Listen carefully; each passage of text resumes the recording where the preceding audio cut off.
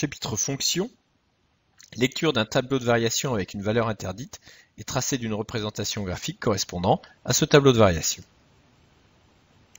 On donne le tableau de variation de la fonction f, définie donc sur -3, 6, privé de la valeur. Il y a donc ici une valeur interdite en 1 puisqu'il y a une double barre. 1 ne fait pas partie de l'ensemble de définition et donc l'image de 1 par f n'existe pas. On a de plus f de -2 égale 3 et f de 4 égale 2 et 0 a pour antécédent -1 et 1,5. 0 a pour antécédent -1 et 1,5 signifie que l'image de -1 par f est 0 et que l'image de 1,5 par f est 0.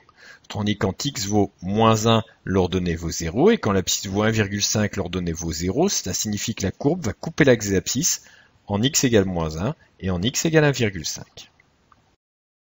On commence donc par tracer la droite d'équation x égale 1 qui correspond donc à la valeur interdite. La courbe ne devra jamais couper cette droite puisque l'image de 1 par f n'existe pas. On place ensuite les points caractéristiques de la courbe, c'est-à-dire le point d'abscisse -3 est d'ordonnée 4, abscisse -3, ordonnée 4. Ensuite le point d'abscisse 2 est d'ordonnée 3. Et le point d'abscisse 6 est d'ordonnée 1. Il suffit ensuite de placer les points correspondant aux autres informations données en dessous du tableau de variation. Pour x égale -2, l'ordonnée vaut 3, et pour x égale 4, l'ordonnée vaut 2.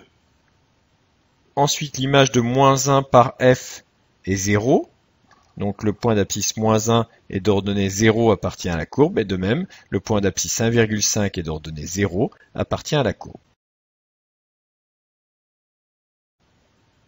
On doit donc tracer une courbe passant par les points placés, en respectant le sens de variation, donc décroissante pour x égale -3 jusque x égale 1, en passant donc par les deux points d'abscisse -2 ordonnée 3 et d'abscisse -1 ordonnée 0.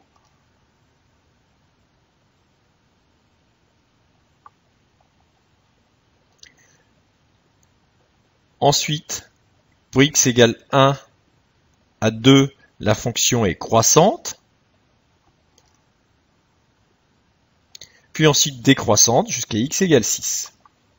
On obtient ainsi une représentation graphique possible de la fonction f.